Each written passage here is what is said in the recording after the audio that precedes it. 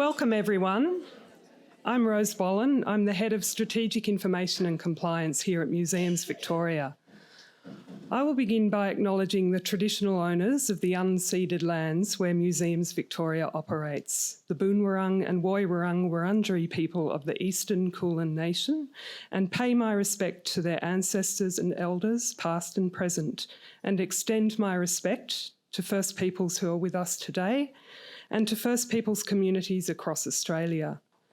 I acknowledge Australia's First Peoples as the first scientists, innovators of Australia, and we're privileged to benefit and learn from their deep and enduring knowledge and cultural and spiritual connections to the lands, waters, seas, skies and communities. I'm very pleased to introduce this Melbourne Rare Book Week 2025 event, Women in Natural History, Art, Science and Rare Books, presented by Museums Victoria's library team in collaboration with our public programs and technical events teams. Our event is beginning with a panel discussion, followed by a viewing of rare books from the Museums Victoria Library collection. That will be held in the Learning Labs. It's on the first ground floor, one level up, and just on the eastern side of the foyer. And that will be running between 2 and 3:30 p.m.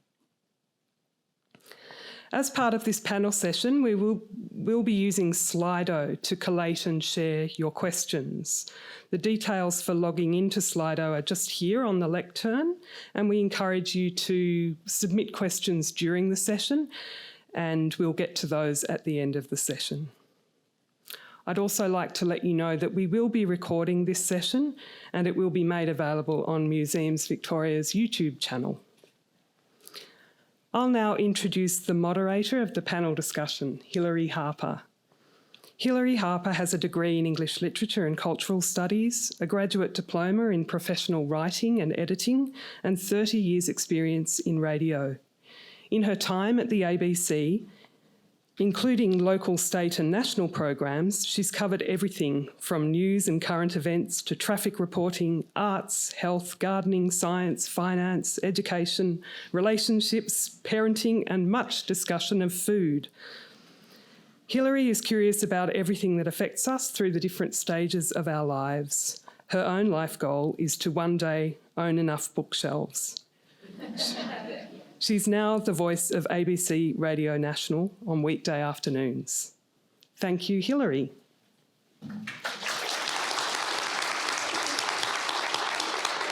Thank you, Rose, and thank you for making your way out here on a chilly Melbourne Saturday afternoon. I also was thinking about all the missing voices and missing work that we don't see in science because women, spent their time indoors, or it wasn't demure enough to be tramping through the fields in a mud-stained skirt and sturdy boots, or you were in oral culture and the colonising force completely dismissed you and your generations upon generations of work.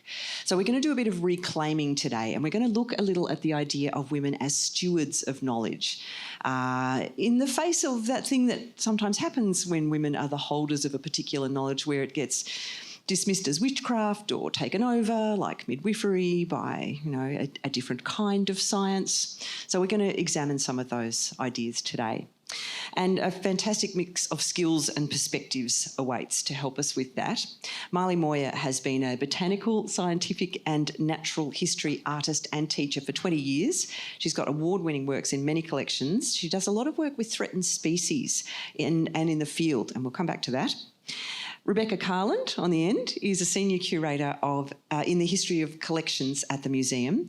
And is that an interesting job? Because Beck also tries really hard to address the colonial legacies involved in working in a museum along these lines. And that is something we'll come back to too. And Hayley Webster oversees a rare book collection that's very rich in 18th and 19th century natural history titles, which makes her happy as a clam. It's a really, really good job.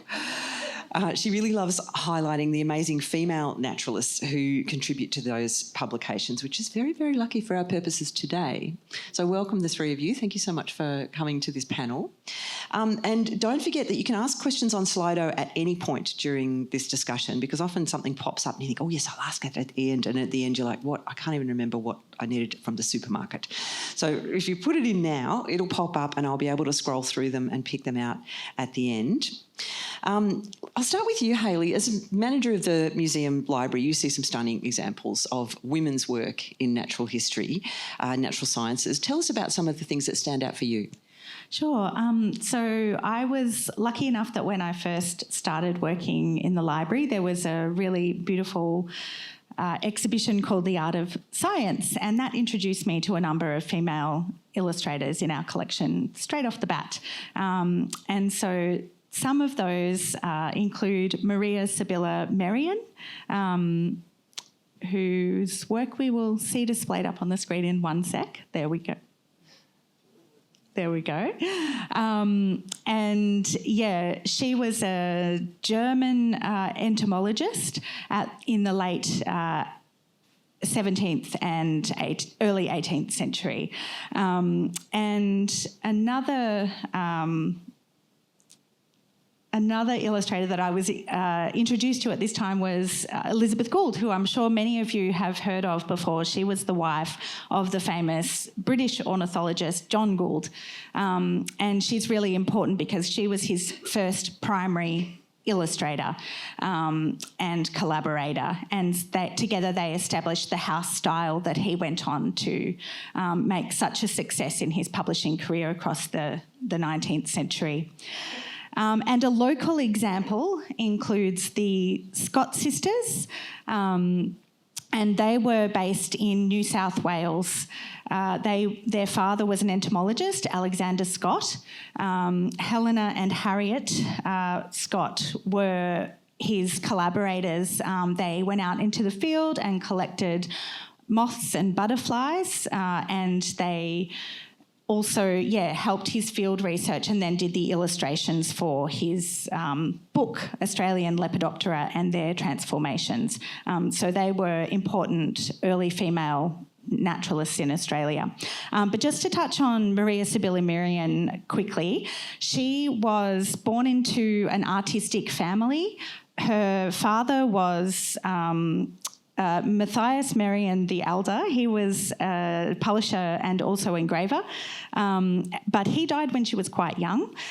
So in fact, she learned her artistic skills from her stepfather, Jacob Marrell.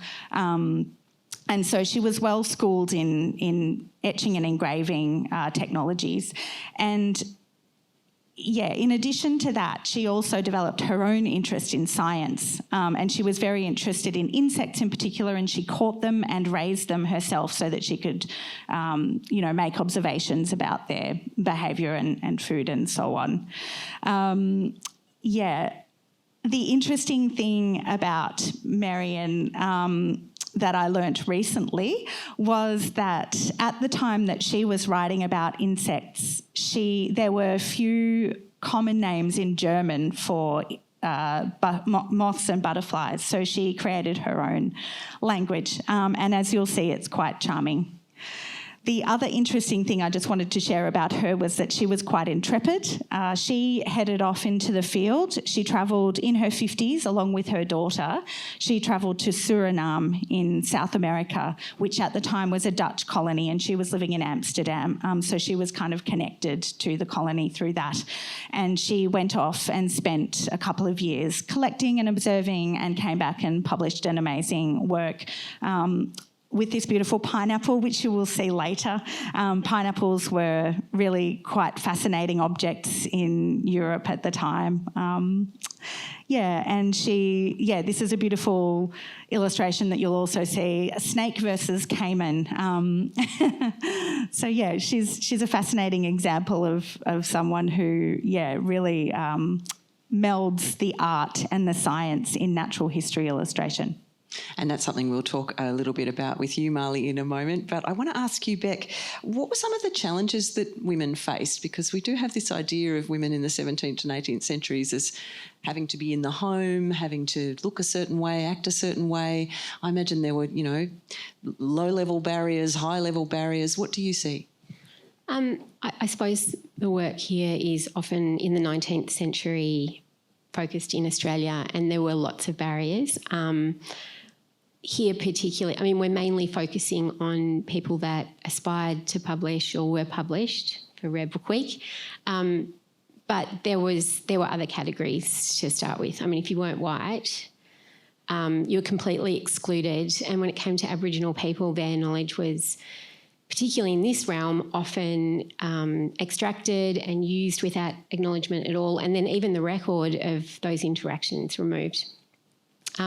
But for the people who did get there, mainly middle-class women, white women, there were still tons of barriers. You know, access to formal education, like a university education, was really limited, even for the middle classes right up until the late 19th century. They were encouraged in their informal education to participate in natural history, but it was seen more as a kind of genteel and relaxation kind of enterprise. And the sexual content of the Linnaean system kind of meant that was just a bridge too far, and it meant that really the kind of education they were getting was a toned down science. They were encouraged to participate via collecting specimens, like collecting shells and butterflies, pressing flowers and illustrating nature. Yeah. Well, because drawing was quite an acceptable female activity, wasn't it? You could do pretty pictures of flowers and they might go up in the drawing room, but then there was a bar, was there? Yeah. If we go on to the next slide, so even though they were getting this kind of toned down version of an education, it was considered an ornamental education that would supplement their domestic education to prepare them to be well-rounded wives and mothers. But regardless of that, there were tons of women all over the country practicing real science. You can see these women here collecting eggs with the Royal Ornithology Union. This is a little later, 1902, but these field trips were going on in the 19th century. And even though they were doing the work, they were corresponding with learned scientists in all the institutions in every state. There were museums, universities and botanical gardens, and women were corresponding and collaborating with scientists in each of those institutions. But they were still really struggling to get any recognition, to get paid, to get published, all of those things. But there were women who thrived. There, as Hayley knows because they're all in her collection. She mentioned one, the Scott sisters.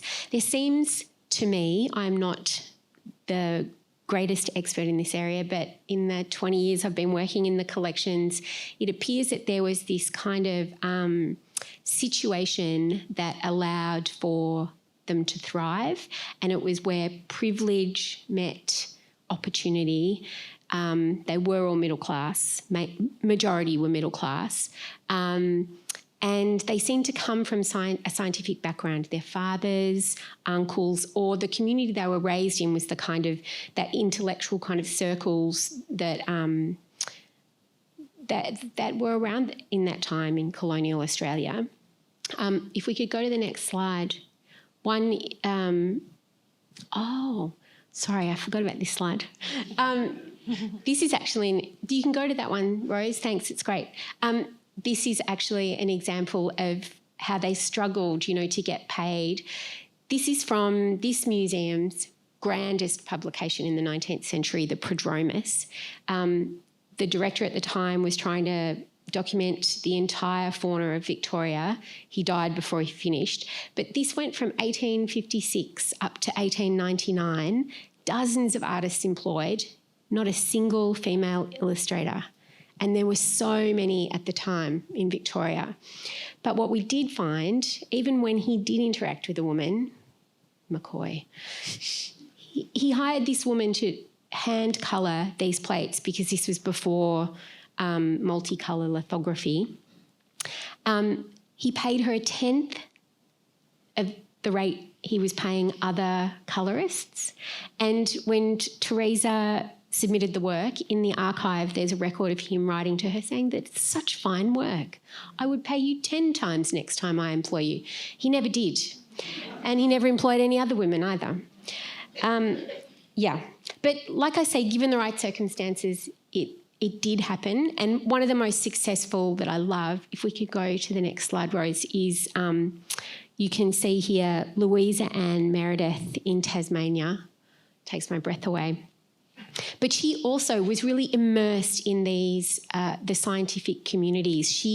There was this really strong network, and she was part of it. She was in Tasmania, but she was part of it in Melbourne as well, and in Sydney.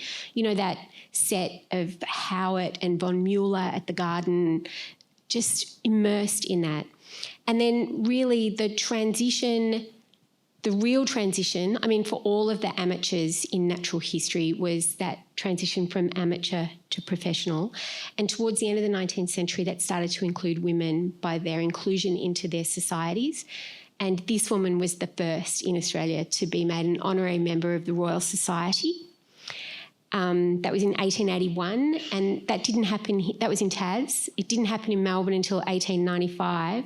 So it happened in various rates across the country, but, you know, it didn't happen in England until the 1940s, even though they were allowing women to publish in their journal long before. So, yeah, progress was slow, but it happened. Yeah, I love the idea of, you know, the daughters that you didn't have to pay coming along with you on your expeditions and doing all this incredible work. Like, oh yeah, they're just you know, there for the ride. It's fine. Mali, you've had an amazing career. You're still having an amazing career in scientific artwork. Can you think back to the time when you first got interested in this and what drew you to it? Yes, I'm often drawn to plants as a child growing up in Melbourne. I used to walk the laneways, and so I always knew where the apple trees were, the fig trees were. And I lived in the country for 5 years, so I got to know some beautiful trees by name. And I came back to Melbourne to do a horticultural course, and that's where I discovered botanical art. So at Burnley College? At Burnley College, yeah. Yeah. So Anita Barley was teaching botanical art there. And it just suited me perfectly down to the ground because I did go to art school, but in the 70s it was all about abstract. I had no idea how to do abstract art. And so when I came across botanical art, all I had to do was copy exactly what I saw. And I thought, I can do that. I can do that. Well, I wonder if there's ever a tension between the beauty and the accuracy, because I know both those things are important to you, and I've seen some of your artwork and it is both beautiful and incredibly detailed. Is there times where you have to kind of choose one? Oh, not at all. Not at all. All those creatures that I come across, they all have an incredible innate beauty of their own, and I think artists see that. And that's what you bring out to, to interpret the science. But they're always fascinating and beautiful, so that just automatically comes into the illustration. I love how you talk about the phase in Australian art that you were going through at that time. How long did it take for the kind of work that you were doing to be appreciated as art as well as science? Well, I think there's an illustration there on the screen. That was when I was working at the National Herbarium, which was interesting stories to try and get into an institution like that. And just let me say, it was Anita. I called Anita, my teacher, one day and said, "Oh, I love botanical art. I think I could do this. Can you, what sort of jobs are there?" And she said, "There's one job. I have it." And so I had to go around the back way a little bit, but I was quite determined. And so eventually Anita had a baby. And there I was, ready at the herbarium, because it took some time to get, not so much acknowledged, but to get recognised as someone who can, illustrate. So I worked on the Flora Victoria, which was a 10-year project for the National Herbarium. And these are and was basically sort of learning on the job a little bit. This was a few years in, so, the detail's very strong. The brief for the flora, which I think Victoria was the last state to have their floras finished at the time, so there was a big flurry of all the states updating their floras. I think it was possibly 100 years earlier that they had a flora. And the brief for the flora was to illustrate every plant outside of the garden, which included all the weeds.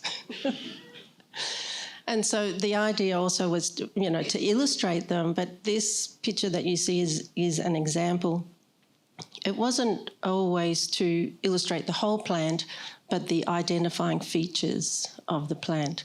So in that bottom corner, you see the plant, they all look a little bit like that, but then under a microscope, you can see the incredible differences between the species. And that's how, the scientists, they understand the different species, and it's all in the fine detail.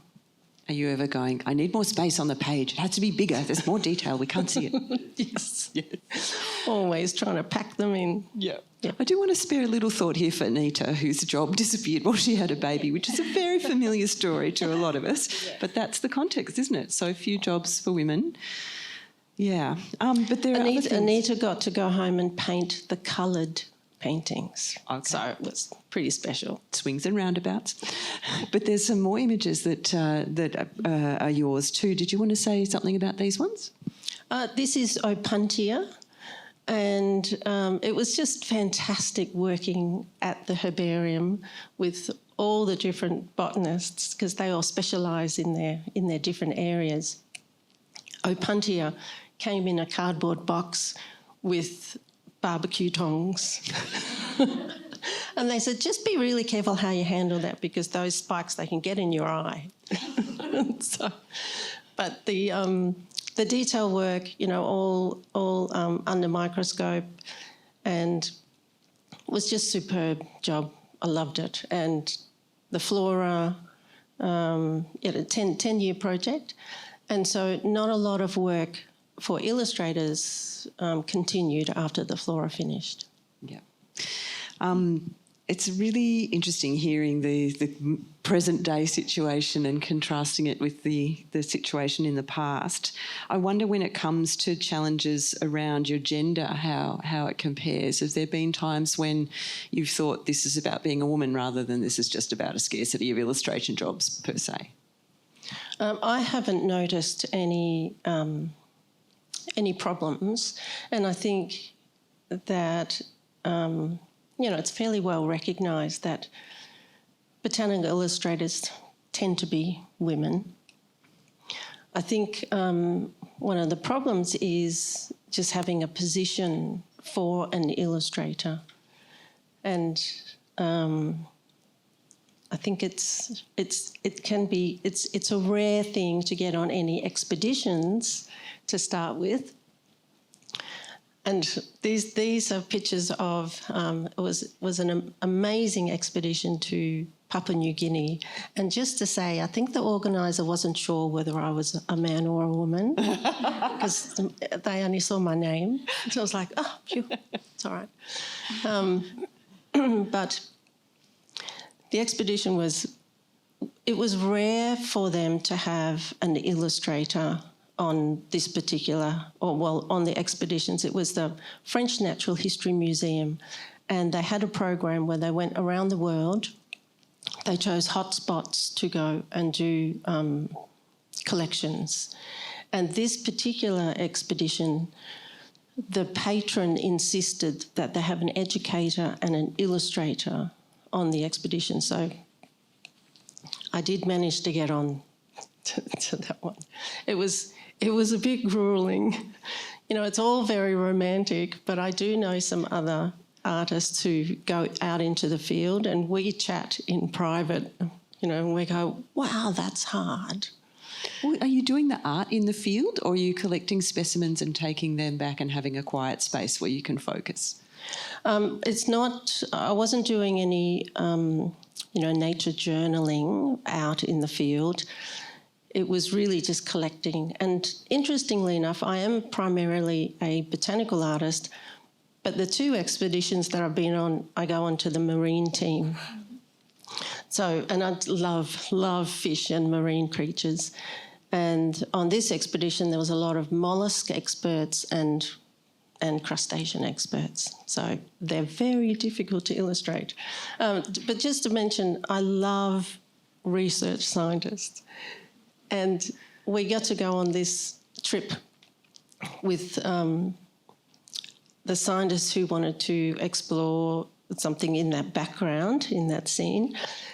And it took them an hour to decide whether to go into that forest area, because a week before there'd been crocodiles around, and in that part of Papua New Guinea they're a serious danger.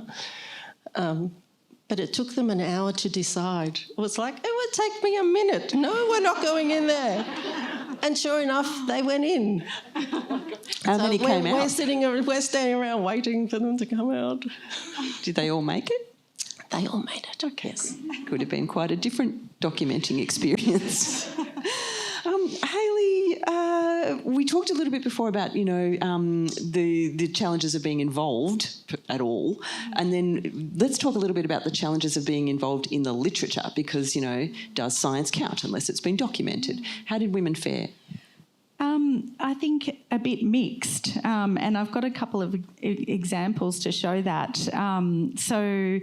In the past, books were really important as carriers of information. They had a lot of authority, and they also were quite complex objects to make. So there was lots of work that went into, the science of the natural history, and there was a lot of work that went into making the book, but not everyone received an acknowledgement. So often it would be the author, and quite often illustrators as well, although they were less well acknowledged than authors.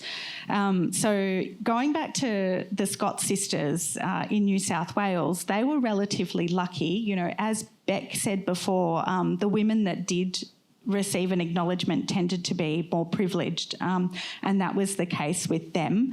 Their father was quite supportive and made sure that they were acknowledged on the plates, on the illustrations. But even in this example, actually, the work of the hand colouring was done by women as well, and that's known. The work was printed in Australia, but then they thought that the hand colouring needed to be done in London because it was going to be a better job. So they sent it off to London to these women who actually, we don't know their names, but we do know that it was done by women. So maybe I'll move on to the next example as well, a very well-known example, Elizabeth Gould, who has sort of been overshadowed or was overshadowed by John Gould. And if you have a look at these 3 examples of the credits that she's received, in the earlier work, she's the sole artist credited. But as time went on, there's a J that appears in front of the E. So John Gould has inserted himself there. And he was involved in the production of the plates. So actually he does deserve some sort of acknowledgement, but probably not as the first name. Elizabeth was the primary artist. I think that today we tend to think about his role as an art director because he was quite, he was very engaged with how the books were produced and how the illustrations looked, and he gave lots of feedback.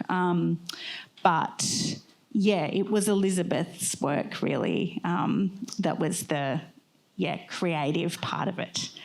Yeah.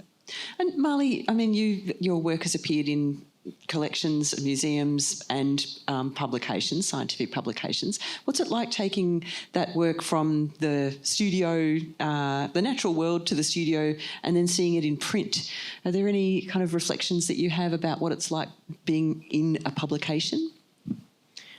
Being in a publication, the publications I've added to was mostly Flora Victoria and a little bit for Flora of Australia. They're line illustrations, and it does seem like a long time ago, but it was very old, sort of more traditional sort of approach to it, very different now. Because I think the Flora, I went to work at the herbarium in the early 1990s. So it was still little bit of lettre set. Yes. So, yes, that one. So, it was very interesting trying to work out how to create the illustrations quickly enough to fit the printing process at the time. Well, and you took that to the next level at various points, didn't you? You went right back in time and experimented with some really traditional techniques and materials. Tell us about that. Yes, I love history. I love analogue. My brother's into antique, furniture, so I love all those ancient things. And I'm absolutely fascinated with how people did things long ago, like before you could go to the art shop. And so because I have been painting fish, they have that amazing silver shine to them. And instead of trying to paint that as an impression, I thought, I'm going to try and get the real thing happening. And so I love playing the alchemist in the kitchen. So mixing up concoctions, keeping them in the fridge. And in those days, there was not the internet that it is these days. And so I was looking up very small old books that, that were picked up at op shops and things that had very early paint recipes through them. So it was just, I was just fascinated with it. And at the time, I often sort of thought that I'd love to write it was a little book, but that I would call it eggs, garlic juice and vodka, recipes of the old masters or something. So I did go to a museum exhibition once here and was fascinated with some of the things that they went into with early techniques. And I can't remember what I learned. I've been trying to find it ever since, but there's something to do with earwax. There's something really amazing about earwax, so I'm still hunting that one down. As long as you're not adding it to the eggs, garlic, vodka. I'm sure it's a beautiful concoction of that. It sounds like a hangover cure, frankly. But you were also experimenting with vellum, which is like calf skin, isn't it? That's had processes applied to it. Yes, yeah. Vellum, natural vellum is part of the leather industry. It's a very specialised field. It was very difficult to get in Australia. So, and even still, there's only a few places in the world, like England and America, where you can get vellum. And vellum with watercolour is my absolute favourite medium to paint with. It's very interesting because the pigment, watercolour has pigment in it, and which is, very small particles, basically. And when you paint on vellum, it sits on the surface. It doesn't get absorbed into it. But vellum is also very absorbent of moisture. So it's tricky to try and work it out. And I can produce the most incredible detail with watercolour on vellum. It's one of the reasons why I love it so much. If you do get a chance to see Dragon Barnacle by Mali Moir, it's such a beautifully detailed image. And was that one on vellum? Was that one of the barnacles on vellum? Yes, on vellum. It's amazing. It does seem to just float. It's in the Rare Book viewing today, upstairs in the Learning Lab, 2 p.m. till 3:30. Yep, straight after this, there'll be like a whoosh for the exit. I wondered, we've heard about some of the amazing women that leap out of the collection at you. Let's hear a story from everyone that particularly inspires you, of women who contributed to natural history. And I know you have many, but we're going to limit you to one or two today. I think, Beck, you had one that sprang to mind for you. As a fellow curator at the museum, I've always been super inspired by Hope Black, Nee McPherson. She was the museum's first female curator. She came to the museum in 1937, straight from high school, with a love of animals, applying for a job as a taxidermist. And she was told in no uncertain terms that was not a job for girls. She was disappointed. However, she had made an impression because the director offered her a position as a museum assistant. If we could have the next slide, which is, the perfect job to get to know all the disciplines at the museum and all of the work. She got to go on expeditions. She worked on pack horses along the snowy river in the 1940s. She contributed to making the old dioramas at the old museum. Do you remember those? My absolute favourites as a child. And she studied full-time while she was working. She would trudge up Swanston Street to Melbourne University to her studies and back to the museum. And when she graduated in 1947, she was promoted to curator of conchology, shells. And she was a very serious person, and she was very serious about the animal, the mollusk, rather than what she called at the time the frivolous collection of pretty shells when she first joined the discipline. Can we have the next slide? She worked on, actually she initiated the Port Phillip Bay surveys from about 1957 to the early 60s, I think 63. And her data is still the baseline data used today to check and monitor change in the environment in Port Phillip Bay. And she published, if we could have the next slide, she published the field guide to molluscs, marine molluscs in Victoria. And just after she published that, she was forced to resign because she got married late in life. She found love and they took her job. But, she never seemed to be resentful. I did a few oral histories with her late in life. She never seemed to be resentful, and she went on to teach. So she passed on her love of science to generations of girls. And I was really fortunate to be at her induction into the Victorian Honour Roll in Melbourne later in life. She passed away at 99 in 2018, and she'll never be forgotten here. A museum now full, crazy with women.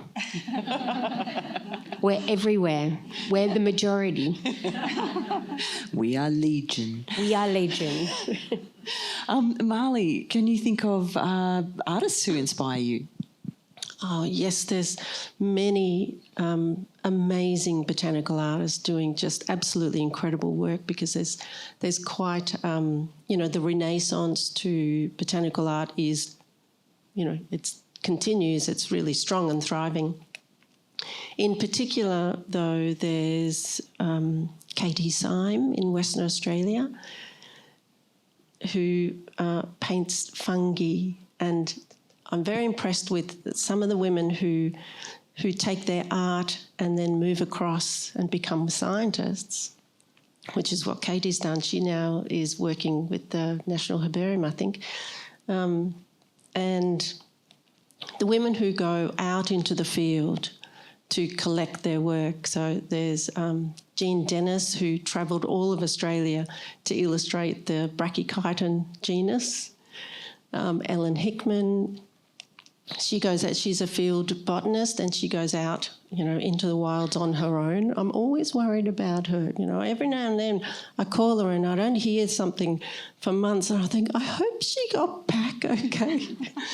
So it is, to be able to go out into the field to collect your own specimens is very impressive, because it's easy to work inside your studio. We forget how difficult it is working outside. Yep. So is there more than one job for female botanical illustrators these days? There's not just that one job at the herbarium that everyone's in line for? Oops.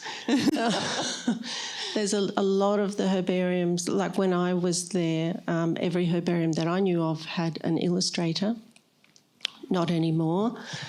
I think it's Sydney still maintain their 2 brilliant female illustrators, and I think Brisbane Museum have an illustrator. He does lots of other things as well, but there's I don't know of positions at herbariums anymore. Yeah. Or museums. Or museums. We don't have one anymore. Real Plant was our last. Hayley, let's uplift again. Who stands out for you? Sure. We've heard about her already. I think she might be... Here we go. Elizabeth Gould. And the reason I find her inspiring is because she had a young family while also pursuing a career as an illustrator, and I think that's pretty impressive. That would be difficult to do now, and I think it was even more difficult then.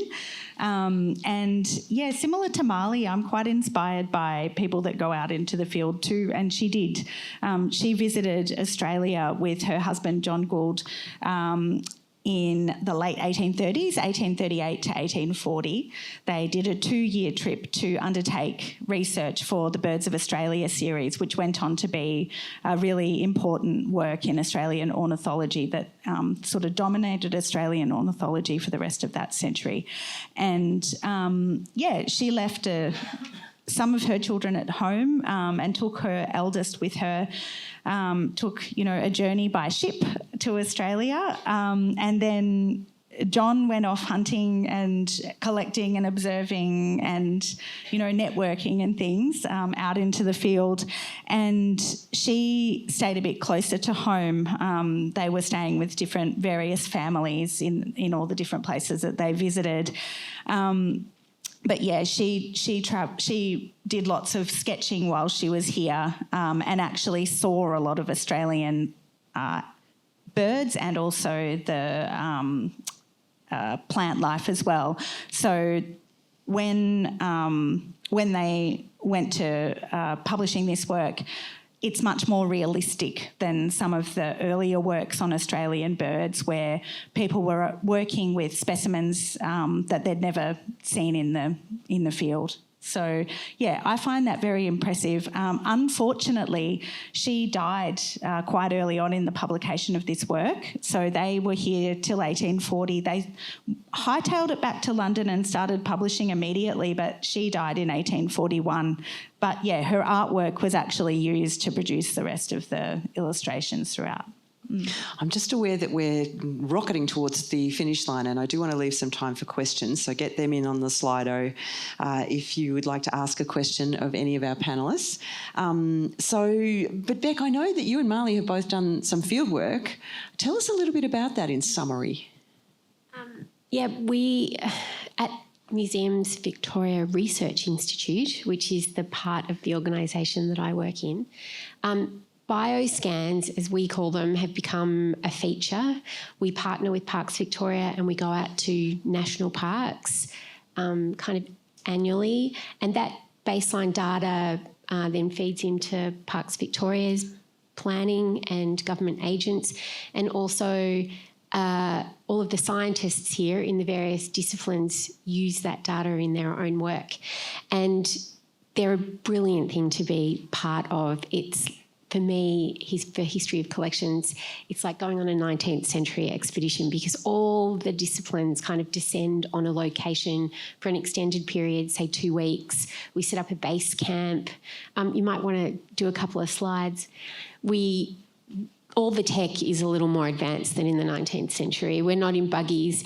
But there's a real ebb and flow to the days that is dictated by the different disciplines. We have a base camp set up with photographic studios and labs, and people are in and out. Oh, maybe if we could just stop the slides back one.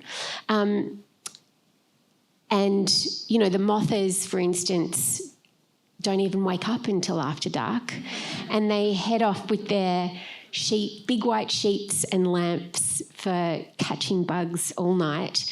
And the mammal teams work early in the morning, but also late at night because of ethics, catch and release requirements. They have a very short period of time that they can hold an animal to photograph it and observe it, and so they have to be monitoring the traps all the time, then bring them back to the base camp for photography and then release them on time. And then the rest of us who are all madly running around, my role on this actually is as field historian. I do a little bit of research before we go out in the field to inform the work, get a sense of any impacts on the environments over time, and then in the field documenting the scientists doing their work with photographers and videographers. It sounds really cool. It is so cool.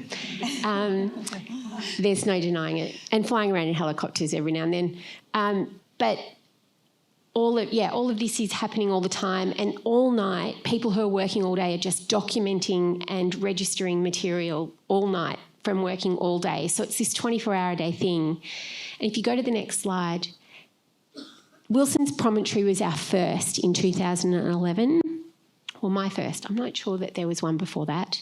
And I was so fortunate to meet Mali just a few months before that expedition. A fellow historian, Lyndon Gilbank, who I'll be forever grateful to, had just come back from the Burke and Wills recreation expedition, and Mali had worked on that. And, you know, we don't have illustrators on field work anymore. We have photographers and videographers. I don't have any vellum in the scientific. I also curate the scientific art collection, and I have no vellum. I have very few women. The world all came together at this moment when I met Mali, and I realised if I invited her on the expedition, I might get all of those things in one. And we did, and it worked beautifully. But rather than me tell you all about what it's like as an artist on the expedition, I'll hand over to Mali. It was absolutely amazing, just like you said. It was fantastic meeting Beck and being invited along, because as a sole trader, you're usually trying to hustle your own gig. And so it was just superb. And, you know, like I said before, research scientists are just brilliant. I love just hanging around with them. And that's basically what I was doing on the Wilson's Prom expedition and the New Guinea one. You know, I just turn up, I hang around, and I choose whatever I want to paint, which is absolutely fantastic. And it is, the flurry of all the scientists is just amazing. So I was on the coastal marine team, and I would just follow the scientists along and find pretty things to draw. Basically. And the barnacle I just thought was absolutely fascinating. It was very, very gothic. And I could actually collect it, that particular one, because they're often on rocks and you can't take them off the rocks because they're so strongly adhered. But the one that I collected was on a little black mussel. So I managed to do that. It was just fantastic fun. How long were you on the beach doing these initial sketches? Well, these were little field trips, and, you know, I would go out because I was looking for material to paint, and then we would go back into a studio sort of space. So I think that's, yeah. So we go back and everybody just hunkers in the same room doing our work. I had some sea stars, barnacles, those sort of things, and it's absolutely fascinating being able to draw these creatures to high detail, because normally you just sort of, rush around the place, see beautiful things, you go, that's great. But when you look really closely at them at this incredible level, you just learn so much about them. And then having to translate that into an image is another whole thing again. And I often say that, scientists, when they're looking at material, they often have a question. Well, this is how I think they work. They often have a question, so they go into the specimen, and so they dip in, find the information, and then come back out. Whereas illustrators go in and stay for the whole ride, like every millimetre. And so it has been known that illustrators will find certain things about plants or animals that the scientists didn't notice, because we're just in there the whole time. And you're in there the whole time. You spend long, quiet hours with these incredible creatures. And it's, to me, it's like communing with the divine. And it's very easy to fall in love.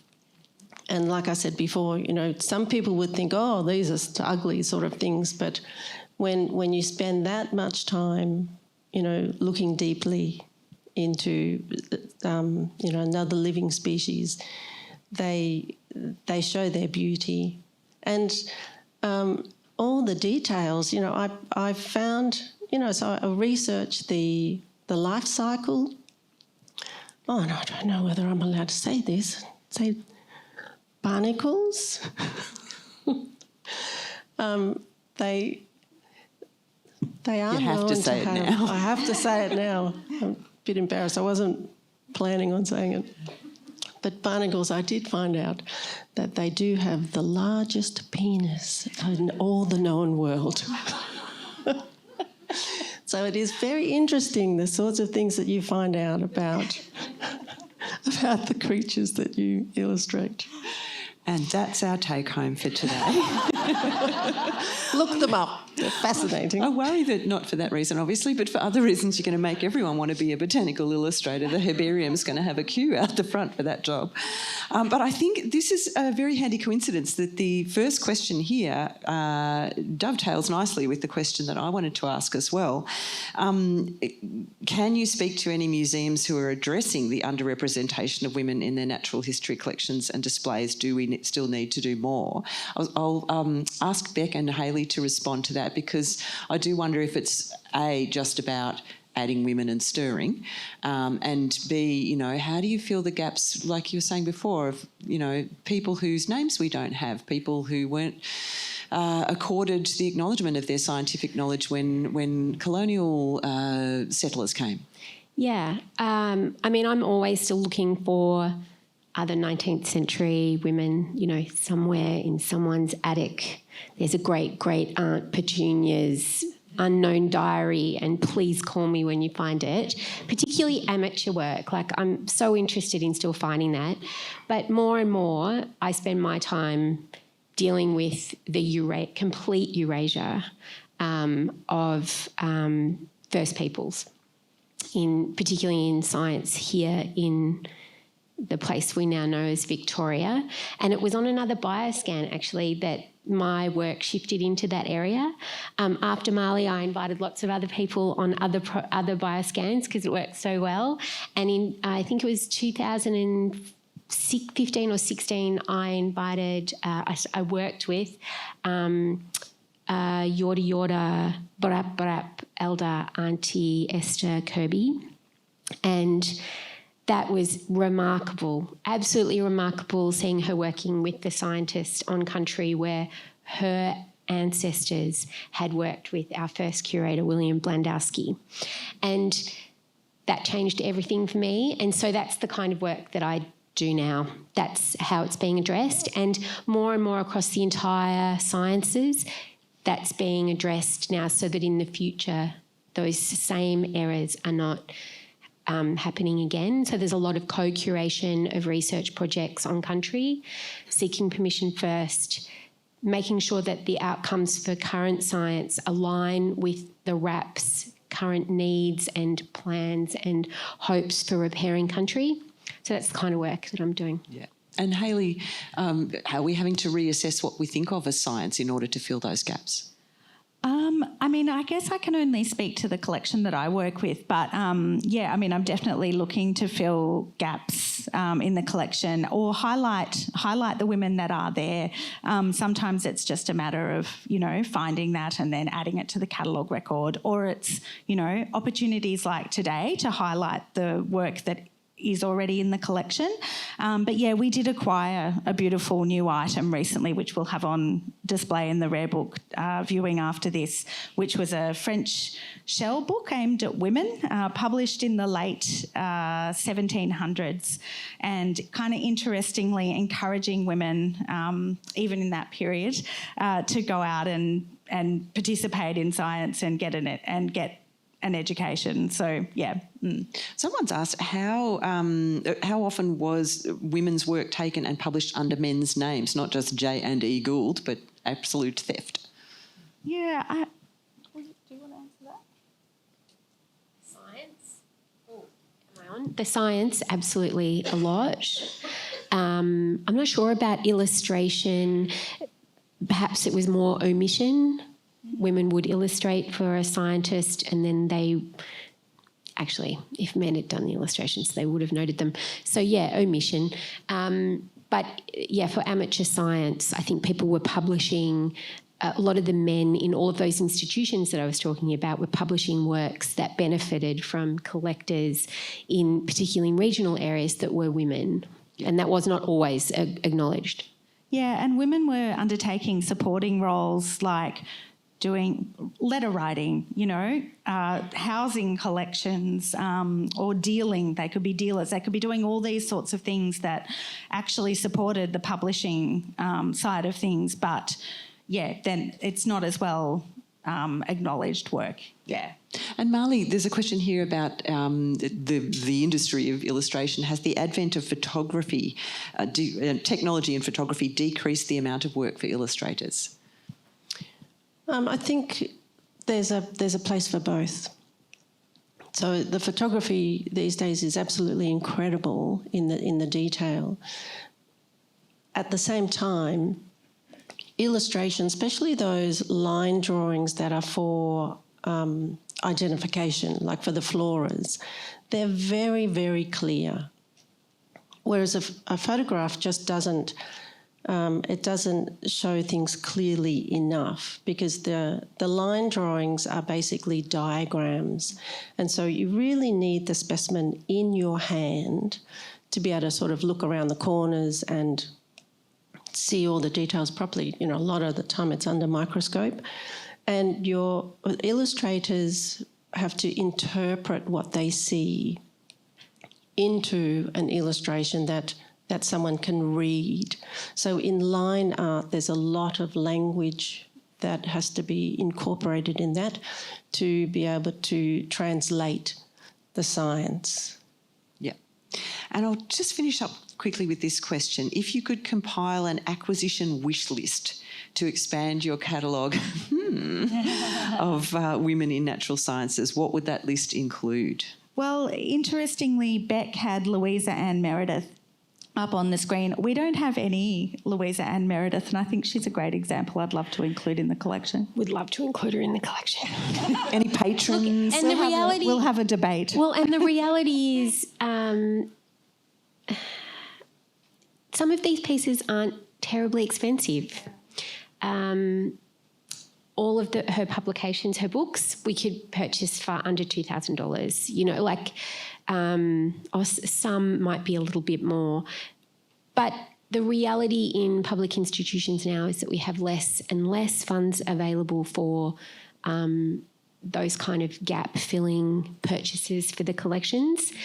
And then for the more, like the super interesting stuff, like I was talking about when an archive comes up or a folio or a studio. Things were sent back to England. People would come here for a decade, fail and go home, and so materials ended up in England. And so material does come up, but these are highly collectible.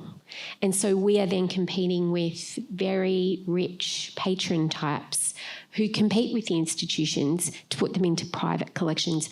And we don't really have the fortunes to do that like they did in the 19th century. Yeah.